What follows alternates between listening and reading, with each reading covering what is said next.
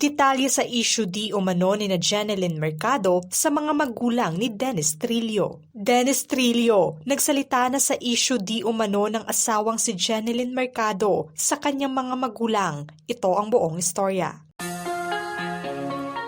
Sentro ng atensyon kamakailan ang lumabas na balita tungkol na sa issue di umano ni Jeneline Mercado sa mga magulang ng kanyang asawang si Dennis Trillo. Matatanda ang pinag-usapan ito sa Showbiz Update vlog ni OG Diaz noong January 8. Inilahad sa vlog na may nagtanong lang din kay OG Diaz kung may katotohanan bang maayos ang relasyon ng aktres sa kanyang mga in-laws. Isiniwalat pa na sa 4 na taong mag-asawa ng couple, hindi raw nagpaparamdam o nagpapakita si Jeneline sa mga magulang ni Dennis. Nakasaad sa mensaheng ipinaabot kay OG Diaz. Can you ask her if she is in good terms with her in-laws? 4 years now, Dennis has not seen his sisters because Jeneline is not in good terms with them. She has not greeted her mother and father-in-law even during Christmas and birthdays. Yung mami ni Dennis, syempre matanda na and Jeneline has prevented him from seeing them. Pakitanong kay Jeneline if she has greeted them even through text. Dennis supports his parents though, financially. He has been a good son until he married Jeneline. Dagdag pa sa hindi na pinangalan ng netizen na may tila alam sa buhay ng couple. His parents are in his old house in Taytay, Rizal. He supports them sa lahat ng gastos ng bahay kasi syempre matanda na nga sila. Recently, na-hospitalize ang father ni Dennis. Tanging video greeting lamang daw ang naipadala dahil hindi nakabisita ang aktor sa kanyang ama, ayon sa kwento ni OG Diaz. Pangalawa na itong nagsabi, gusto ko na lang tanungin kung gaano katotoo na si Jeneline Mercado ay hindi sa kanya okay ang kanyang in-laws or yung family ni Dennis Trillo. Yes, 4 years na hindi naman daw nagpapakita o nagpaparamdam itong si Jeneline sa family ni Dennis. Dumating ang Pasko, ang bagong taon at no show daw. At parang hindi raw pinapayagan ni Jeneline si Dennis na pumunta doon sa family. Una kong narinig yon pero hindi ko pinansin hanggang sa may nag-PM sa akin. Paglilinaw pa ni OG Diaz. In fairness kay Dennis, ay pinipilit nitong balansehin ang lahat. Ibinabalita lang namin ito at ang makakapag-confirm lang nito ay ang in-laws ni Jeneline at siya mismo. Lalo na si Dennis kasi suportado pa rin niya ang kanyang magulang financially.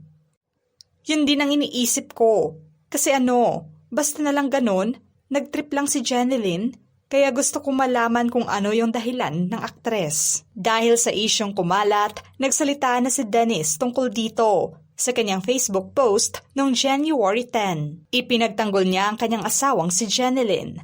Punto niya na mabuting tao ang kanyang asawa at pribadong mga tao ang kanyang mga magulang, saad sa kanyang post. Sa mga hindi po nakakakilala sa aking asawa, isa siya sa pinakamabuting tao sa buhay ko. Isang pribilehiyo na ako ang pinili niyang makasama habang buhay. Ang mga magulang ko naman ay may edad na po. Hindi din sila showbiz at tahimik lang sila na namumuhay. Huwag naman sana sila bigyan ng issue. Mahal na mahal ko po silang lahat at maayos ang samahan namin kahit di naman kami madalas nagkakasama dahil sadyang busy ang aming mga schedules. 2026 na po. Mag-focus na lang tayo sa pagiging mabuting tao. Madaming problema ang ating bansa na mas kailangan nating pagtuunan ng pansin. Maiksi lang ang buhay, piliin nating maging masaya at mabuti araw-araw. Samantalang nauna na ring dinepensahan si Jeneline ng kanyang manager na si Becky. Giit niya na wala umanong katotohanan ang lumalabas na issue, saad niya. Jen is the most genuine, sweetest, nicest, most loving, kindest, respectful, and generous alaga I have. I've personally seen and witnessed how she takes care of everyone. It's 2026. Spread love and joy. Wag ganyan. Dennis' family is very private. Wag sila idamay. Marami naman sa mga netizens ang sumang-ayon sa naging pahayag at pagtatanggol para kay Jeneline. Sa partikular na komento ng isang netizen, aniya, "Hindi naman trabaho ng mga celebrity couple ang i-please ang lahat at lalo na dami nila puna. Kala mo perfect naman nila. Salute to you, Dennis Trillo." Diretsahang sinagot naman siya ng aktor at sumang-ayon at saad ng aktor, "True." Git pa ng iba, "There are two sides of the story kaya huwag mag-judge agad. Pwedeng may mga hindi sila pinagkakaunawaan, ganyan naman talaga ang pamilya, walang perpekto. Hindi naman siguro ganun ka-under si Dennis para umabot ng 4 years ang di nila pagkikita ng dahil lang sa ayaw ni Jeneline.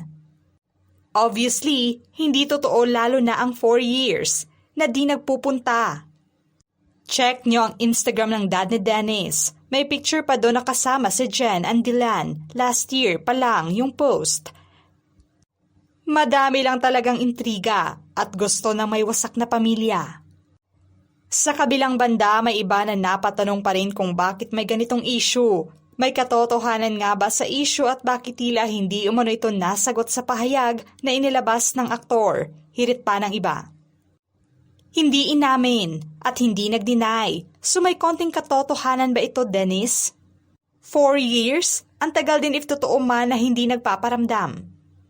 Sa pagbasag ng aktor sa kanyang katahimikan, marami nga ang saludo sa kanyang pagtatanggol sa asawa. Sa kabila pa man ng kanilang pagbibigay tuwa sa kanilang mga videos online, ay may personal na buhay din ang couple na hindi na kailangan pang ibandera sa publiko. Pinuna pa ng mga netizens kung sino man ang taong nag-isplok ng katanungan sa personal na buhay ng mag-asawa. Kahit pa man daw malapit na tao siya sa couple, ay wala umano siyang karapatan na questionin ang estado ng pakikipaghalubilo o pakikipagrelasyon ng aktres sa kanyang mga in-laws. Tila nakikisawsaw umano ang dating at sang-ayon ang karamihan sa sinabi ni Dennis na bagong taon na ay ganito pa rin ang ugali ng iba. Kung may katotohanan man sa issue ay hindi na umano problema ito ng ibang tao. Matatandaang ikinasal ang couple noong 2021. Sa kanilang kasal, present naman ang mga magulang ng aktor at makikita nga ito sa mga wedding photos nila. Ang nakakalungkot lamang daw ngayon ay naging pulutan pa ng issue ang personal na buhay ng mag-asawa. Sana inirespeto na lamang ng iba ang kanilang buhay at hayaang resolbahin nila ang problema ng pribado. Ano ang masasabi nyo sa issue di umano ni Jeneline Mercado sa mga magulang ni Dennis Trillo? Just comment below.